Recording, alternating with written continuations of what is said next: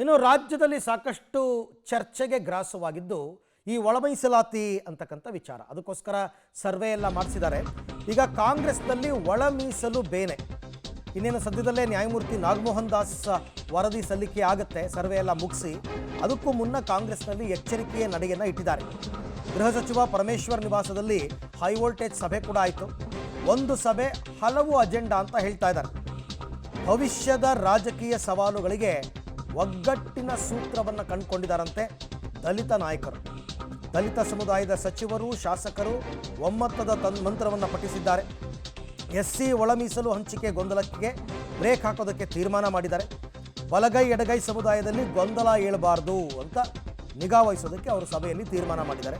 ಜಿಲ್ಲಾ ಪಂಚಾಯತ್, ತಾಲೂಕು ಪಂಚಾಯತ್ ಚುನಾವಣೆಯಲ್ಲಿ ಎಡಗೈ ಬಲಗೈ ಮತ ಚದುರದಂತೆ ಕಸರತ್ತು ಮಾಡಬೇಕು, ಎಲ್ಲ ನಮ್ಮ ಪಕ್ಷಕ್ಕೆ ಮತಗಳು ಬರಬೇಕು ಅನ್ನೋ ರೀತಿಯಲ್ಲಿ ಪರಮೇಶ್ವರ್ ಅವ್ರ ಮನೆಯಲ್ಲಿ ದಲಿತ ಸಮುದಾಯದ ಕಾಂಗ್ರೆಸ್ನ ಶಾಸಕರು, ಸಚಿವರು ಎಲ್ಲ ಸಭೆ ಸೇರಿದರು.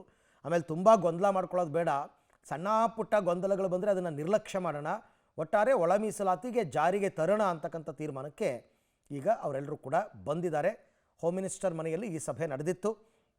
ಬೇರೆ ಬೇರೆ ಚರ್ಚೆ ಆಗಿತ್ತು. ದಲಿತ CM ವಿಚಾರ ಚರ್ಚೆ ಆಗುತ್ತೆ ಅಂತ ಇದ್ದಿರ್ಬೋದು, ನನಗೆ ಗೊತ್ತಿಲ್ಲ. ಬಟ್ ಮುಖ್ಯವಾಗಿ ಒಳ ಮೀಸಲು ವಿಚಾರಕ್ಕೆ ಸಂಬಂಧಪಟ್ಟಂತೆ ಚರ್ಚೆ ಆಗಿದೆ. ಒಗ್ಗಟ್ಟನ್ನು ಕಾಯ್ದುಕೊಳ್ಳೋದಕ್ಕೆ ತೀರ್ಮಾನ ಮಾಡಿದ್ದಾರೆ.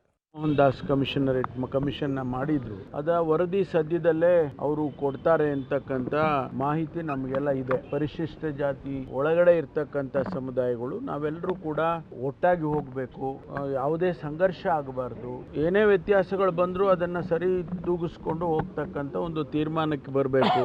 ವರದಿ ಬಂದ ಮೇಲೆ ಅದು 101 ಜಾತಿಗಳು ಏನು ಒಳ ಜಾತಿಗಳಿದ್ದಾವೆ, ಅವೆಲ್ಲರಿಗೂ ಕೂಡ ನ್ಯಾಯ ಸಿಗಬೇಕು. ಅದ್ರ ಬಗ್ಗೆ ಚರ್ಚೆ ಮಾಡಿದ್ದೇವೆ. ಇವತ್ತು ವರದಿ ಬಂದ ಮೇಲೆ ನಾವು ಮಾನ್ಯ ಮುಖ್ಯಮಂತ್ರಿಗಳನ್ನು ಕೂಡ ಭೇಟಿ ಮಾಡಿ ಎಲ್ಲರಿಗೂ ನ್ಯಾಯ ಸಿಗುವಂತ ರೀತಿಯಲ್ಲಿ ಒಂದು ತೀರ್ಮಾನಕ್ಕೆ ಬರಬೇಕು ಅಂತ ಸಲಹೆಯನ್ನು ಕೊಡ್ತೇವೆ.